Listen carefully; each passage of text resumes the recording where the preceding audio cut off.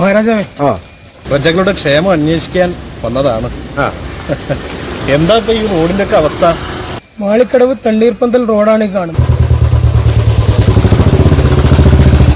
റോഡിന് കഴിഞ്ഞ ഓണക്കാലത്ത് ഇത് തന്നെയാണ്. ഇപ്പൊ മൂന്നാമത്തെ ഓണാണ് ഞങ്ങൾ ആഘോഷിക്കുന്നത്. ഇതിൽ നിങ്ങള് പരാതിയൊക്കെ കൊടുത്തോ?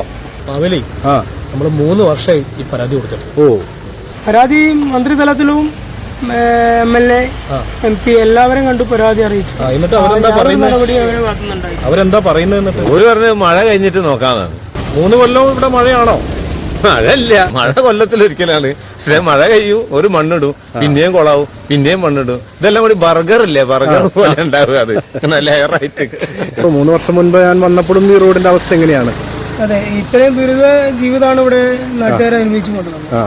അപ്പോൾ ഇതിനൊരു അറുതി വരാൻ അങ്ങയുടെ ഭാഗത്തുനിന്ന് എന്തായാലും പരിഹാരം കാണാം നമുക്ക്. മന്ത്രി വന്നിട്ടേ ഞാനൊന്ന് സംസാരിക്കട്ടെ.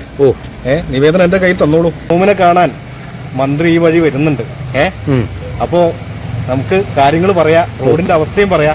ഈ നിവേദനം അങ്ങോട്ട് കൊടുക്കാം.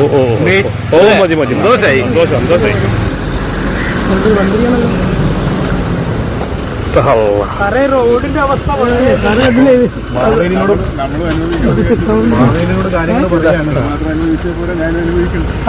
വളരെ മോശം, വളരെ മോശം.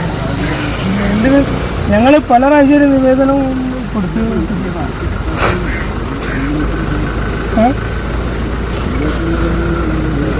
ഞങ്ങള് കോൺട്രാക്ടർമാരെ കണ്ടു, എല്ലാവിധ ആൾക്കാരും കണ്ടു.